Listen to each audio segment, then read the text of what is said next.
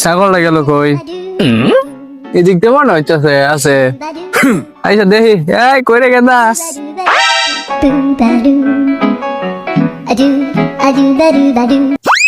এ বাড়িতে একটা মেয়ে আছে আন্টির, দেখি তো ভাও করতে পারে নাকি, আন্টির সাথে সম্পর্ক করতে পারে নাকি দেখি তো। হ্যাঁ, আন্টি তো পথেই দাঁড়াবে দেখছি। আসসালামু আলাইকুম আন্টি। ওয়ালাইকুম সালাম। ভালো আছেন? হ্যাঁ ভালো আছি, তুমি কেডা?